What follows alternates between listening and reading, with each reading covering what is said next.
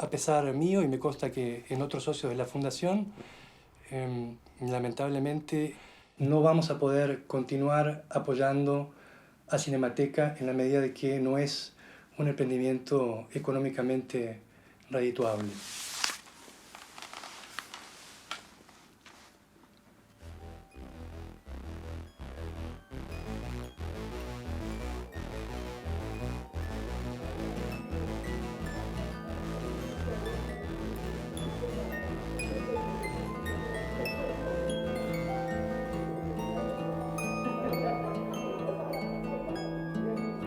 Sin sed ni hambre, síntesis de todos los caballos del mundo. Mi caballo sin costillas, mi caballo de una sola línea. Mi caballo de palo que galope incansable entre dos matines. Se perdió con la infancia, se perdió. Se perdió con la infancia, se perdió. Se perdió con la infancia, se perdió. Tuve después otro, tuve después otro, tuve después otro caballo. El caballo nacido en la playa, caballo marinero nocturno de amanecida.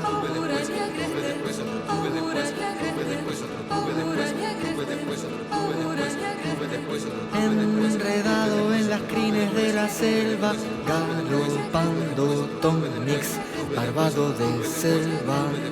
Mi caballo verde prendido, mis sueños de sus barbas, de caballo marinero nocturno.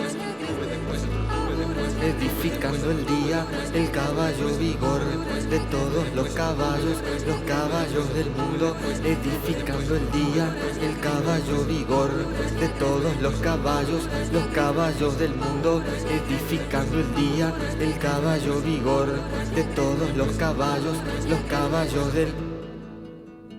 Muy buenas, un gusto estar con todos ustedes aquí en el cinematógrafo El Cine en la Tele. Detrás de cámara está Ezequiel Salinas, que agradece ser entrevistado junto con Ramiro Sonsini, que está detrás de él, un poquito para allá, que son los directores de una película verdaderamente notable, probablemente lo mejor que ha dado nuestra provincia, que es La noche está marchándose ya. Es una película que arrancó recientemente en el Festival de Valdivia, FIC Valdivia, luego fue a Dol Lisboa en Portugal y posteriormente a Seminci en España, y en los tres lugares que estuvo y se exhibió, en los tres obtuvo altísimos reconocimientos. La realidad es que si no hubiera obtenido ninguno y si no se hubiera pasado en ningún lado, la película es tan importante y notable, al menos para mí, que jamás lo hubiéramos dejado de lado. Al contrario, quizás le hubiéramos dado incluso más lugar, porque este tipo de películas son las películas que faltan. Las películas que muestran el nexo o la relación entre el cine y la vida, entre la cinefilia y la vitalidad. Así comienza entonces el cinematógrafo.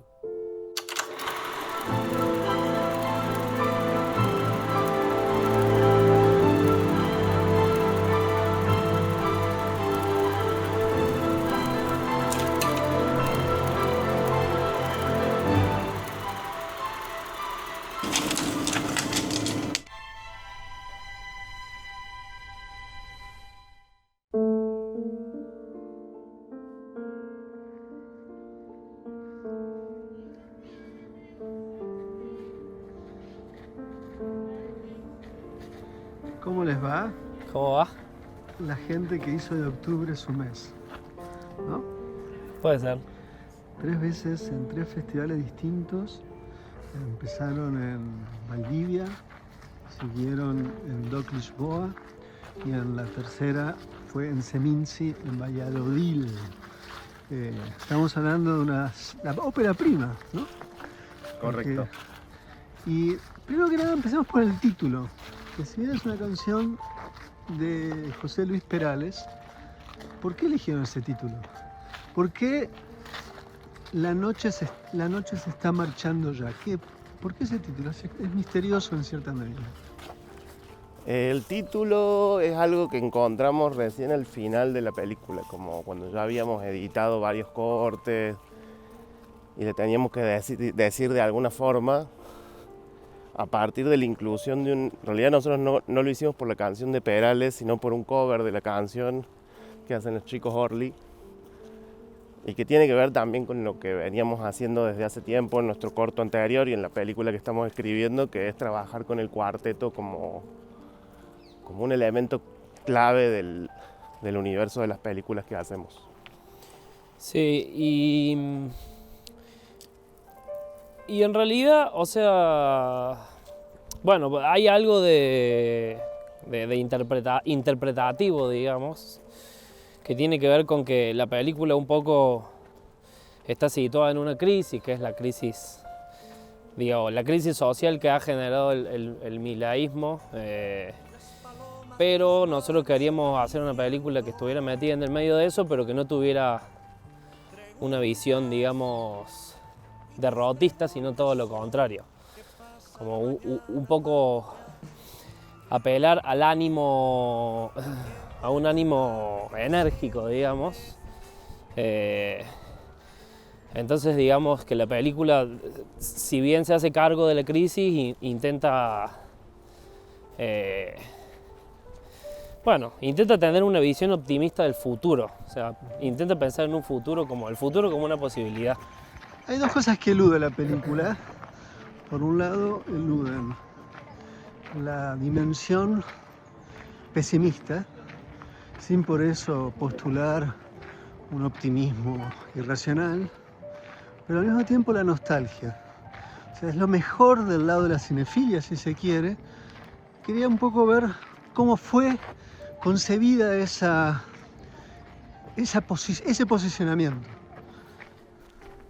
Para mí hay algo que creo que un poco nos resultó natural y que tiene que ver un poco con la manera en que nosotros vivimos la cinefilia cotidianamente. Nosotros, no solamente yo y el S, sino como la comunidad de la que formamos parte, que es una comunidad amplia, digamos, que tiene que ver con un poco los habitantes del cineclub de la ciudad de Córdoba, que en donde, o sea, la historia de la cinefilia y los discursos sobre la cinefilia en el presente y durante mucho tiempo viven en permanente relación con la idea de la nostalgia.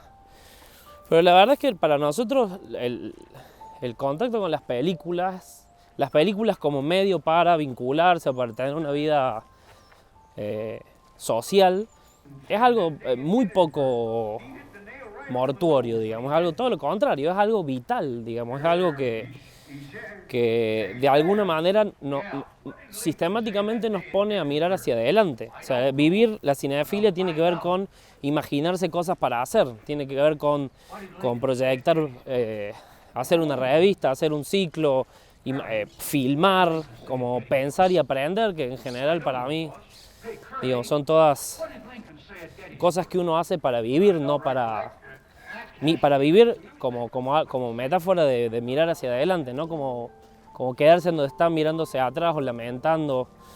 Entonces, si bien la nostalgia es una herramienta muy efectiva para las emociones en la ficción, creo que para nosotros la cinefilia no es algo vinculado al pasado en ese sentido, es algo vinculado al presente y al futuro, es algo que nos revitaliza, digamos. No, y además de que creo que usar la nostalgia en el marco en el que surge esta película y que tiene que ver con la otra parte de tu pregunta sobre el pesimismo, era políticamente una elección muy, muy reaccionaria, porque la película intenta retratar cómo la cinefilia tiene un eco en la vida, que es un eco que te llama a agruparte, a compartir películas, a sobrevivir en medio de este caos y esta desintegración social que estamos atravesando en grupo. Entonces también hubo una elección que creo que se fue definiendo un poco más en términos políticos, de que no era pensar la cinefilia como un refugio, sino como un lugar desde el cual se puede salir de alguna manera al ataque y en respuesta a la violencia de la cual surge la película, porque finalmente surge de una derrota política que es la elección de Milei, y de cómo esa derrota política empieza a tener un correlato en nuestras vidas, porque nuestros amigos se quedan sin trabajo, nosotros nos quedamos sin trabajo, y nuestra vida empieza a ser mucho más precaria laboralmente. Materialmente. Y materialmente. Bueno, eso es un poco como empieza la película. Pero es interesante cómo lo estás eventualmente diciendo en este instante, porque hay un juego entre... No es uno que se queda sin trabajo. Es cierto, el Pelu se queda sin trabajo, pero luego empieza a aparecer un concepto, una dimensión de lo comunitario frente a la adversidad, ¿no? Entonces eso me parece que es también otro elemento muy valioso de la película, que también es, vos decías recién, una derrota política, pero también una derrota cultural, porque es una cultura del egoísmo extremo en el que vivimos.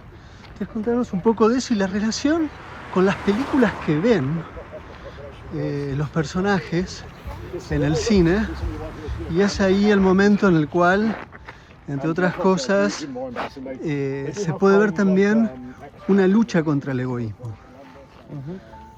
Vamos para el otro lado, que nunca es bueno ir para donde van los yanquis. Y siempre hay que girar a la izquierda. Y además también. A ver, o sea, en relación a lo comunitario, bueno, digo, de vuelta, un poco tiene que ver con la manera que nosotros encontremos de poder hacer las cosas. O sea, en general, cuando uno tiene poco, juntarse es una buena idea. Si uno se puede poner de acuerdo, juntarse es una buena idea porque digo, los recursos y las posibilidades se multiplican, digamos, en todos los sentidos, ¿no? Entonces, digo, hay algo de hacer cine o sea, el mismo hecho de aprender a hacer cine nos enseñó a trabajar en grupo, a concebirnos en grupo, digamos, a entender que si vos querés hacer tal cosa es mejor si conseguís más amigos o más gente con la cual poder asociarte y hacerlo, porque ganas más fuerza, ganas más impulso. Y eso está dentro de la película llevado a la ficción, digamos, porque para mí hay algo que también a mí me resulta natural o me resulta de sentido común, que es cuando uno, o sea, el momento en que uno sufre algún tipo de fragilidad, es un momento en donde un momento donde uno puede aprender muy rápidamente lo que es la empatía, porque cuando uno está mal es un acceso a la posibilidad de ver cómo está mal el otro que quizás antes no se da cuenta, ¿no? Entonces, por eso Pelu, cuando está mal y cuando no tiene casa y se tiene que mover al cine, lo primero que empieza a pensar es que la gente esa que trabaja en la calle y que no tiene dónde vivir, de repente pueden ser un par como él, entonces los invita a vivir en el cine. O sea, empeorar él le permite ver otras cosas también. Exactamente. Pero no es siempre esa la respuesta. No. Porque también a veces cuando uno empeora, lo único que piensa es en la supervivencia propia. Sí, o se Sí, resiente. pero bueno, ese es justamente estas cosas que vos señalás son un poco lo que más o menos nosotros pensábamos que hay que promover en términos humanos y políticos. Digo, sí, obviamente que la soledad nos puede empeorar y que el ensimismamiento nos puede volver egoístas, pero también puede pasar otra cosa. Digo, y creo que ahí entra también el efecto de las películas en la vida. O sea, todo lo que él ve genera un eco en su vida y de alguna manera creo que es como nosotros usamos las películas, los libros que leemos, la música. No es directamente queriendo parecerse, pero digo, uno entiende que hay un eco en lo que ve que lo llama y lo empuja a ciertas elecciones afectivas, políticas.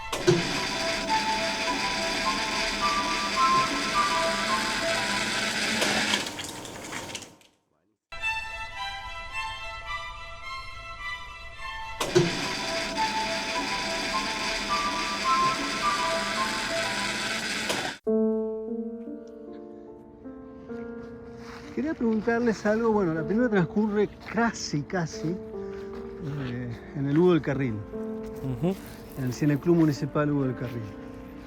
Y tal modo que hay como una suerte de circularidad respecto de la propia vida de muchos de los que están ahí, que son los que trabajan ahí. De algún modo remite a la vida útil, no a la revista, o en todo caso la revista que, sobre todo vos, Ramiro, sos uno de los editores, a la película, La vida útil. Y me imagino que eso tiene que haber estado en la concepción imaginaria, en tanto que, como en La vida útil se trataba de la Cinemateca Uruguaya que podía desaparecer, acá juegan con la idea imaginaria que el cineclub puede desaparecer. Obviamente estamos frente al orden de la conjetura, no respecto del lugar en sí, pero sí respecto de los lugares que existen como el cineclub, que pueden desaparecer. Y de algún modo uno puede leer eso en relación a la situación del país.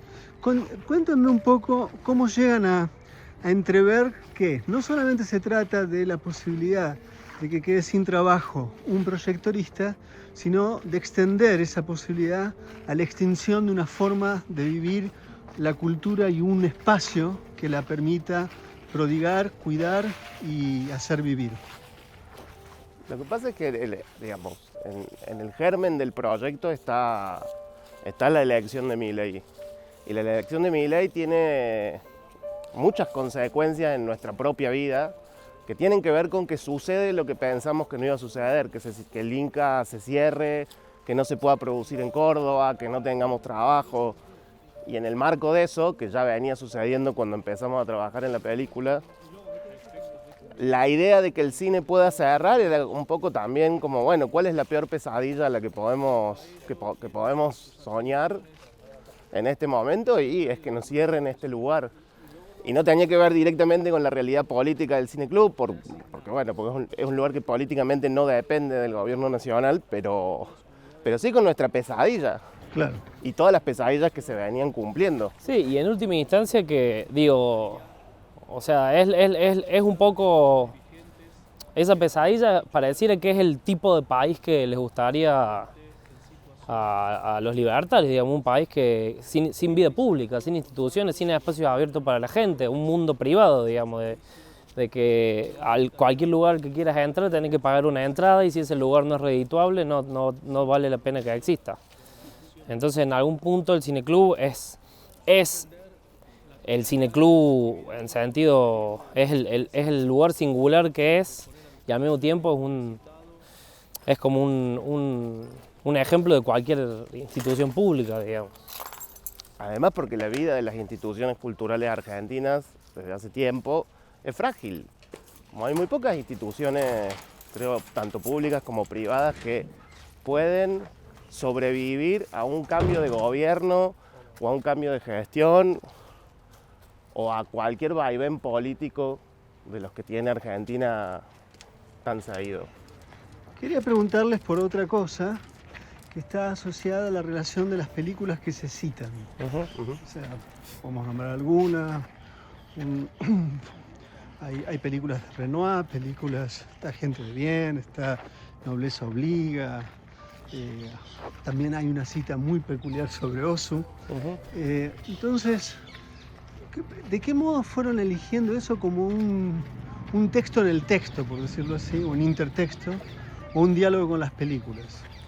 Había una idea que sugirió Rami cuando empezamos a escribir el guión, como de agarrar películas norteamericanas, pre-Código Hays, en esa época en que los géneros se empiezan a formar y las películas son un poco mutantes y hay una presencia de la crisis del 30, hay también una gran cantidad de personajes trabajadores caídos del sistema y empezando por ahí armamos una lista de películas que vimos y que pensamos como posibilidades. Sí, incluso que nos sirvieron para pensar escenas de la película, o sea, no solamente para incluirlas dentro de la película, sino bueno, era como un universo que nos hacía mucho eco, digamos. O sea, a nuestra propia crisis, a esta idea de que la ficción sea el hogar de justamente los que se quedan sin hogar.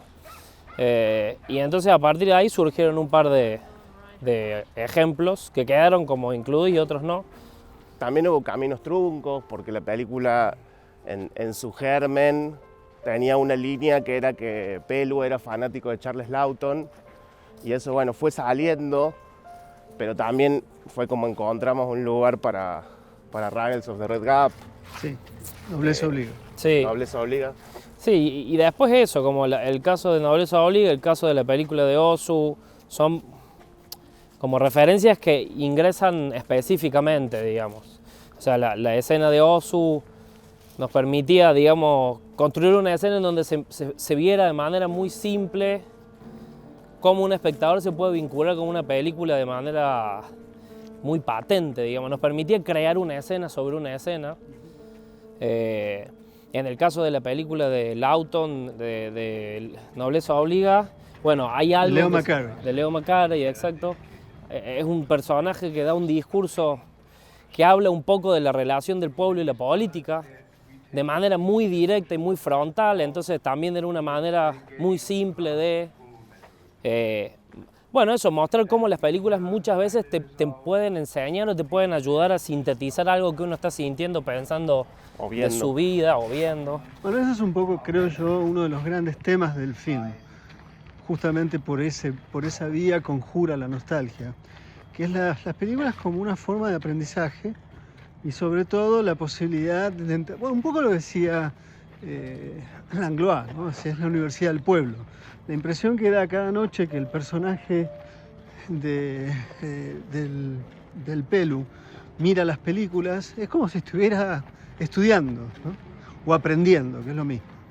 Quería decirles o preguntarles algo que me parece fantástico, que es la conversión de la ficción, en la ficción, del cineclub. Que es el cineclub, pero se convierte en un personaje, se desvincula en cierta medida el cineclub como lo que es realmente, y es un lugar de fantasmas, es un lugar que puede conectar al mundo por pasadizos secretos.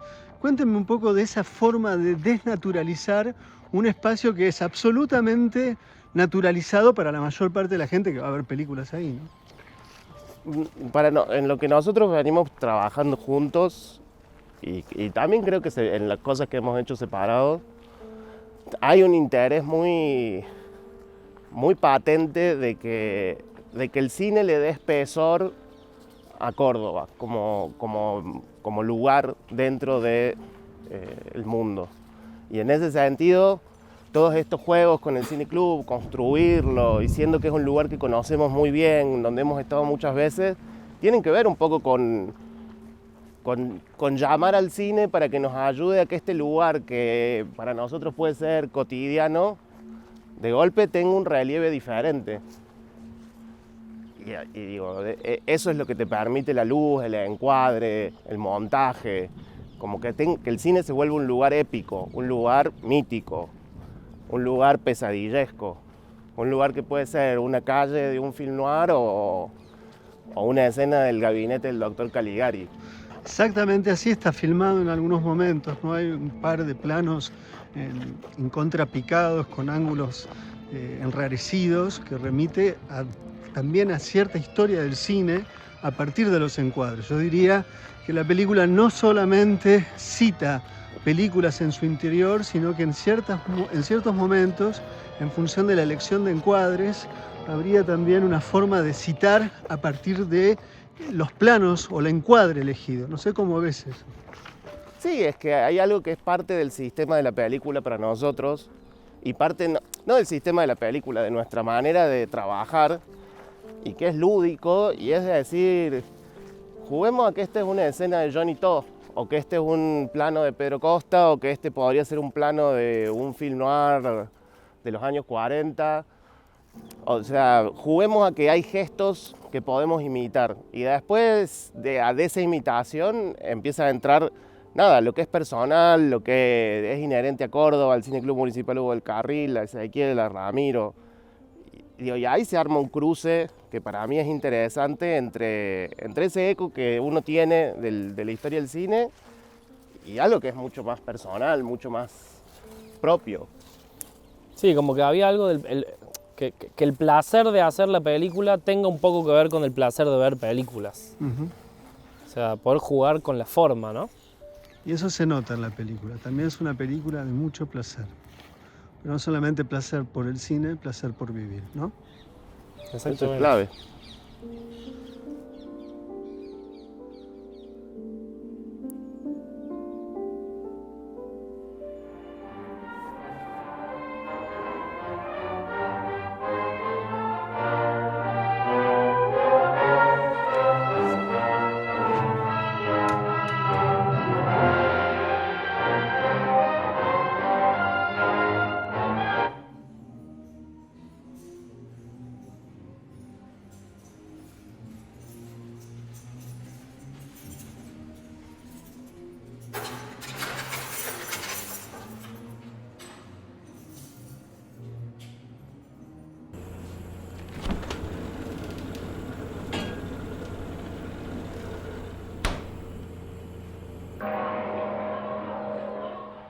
I've learned a great deal about you this morning.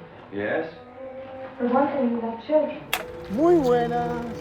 Aquí tenemos al maestro Zen Han Chun-Peng. Han Chun-Peng, ¿cómo estás? ¿Estás bien? ¿Cómo se siente la iluminación en un día como hoy? Contanos. ¿Tu nombre es Han Chun-Peng?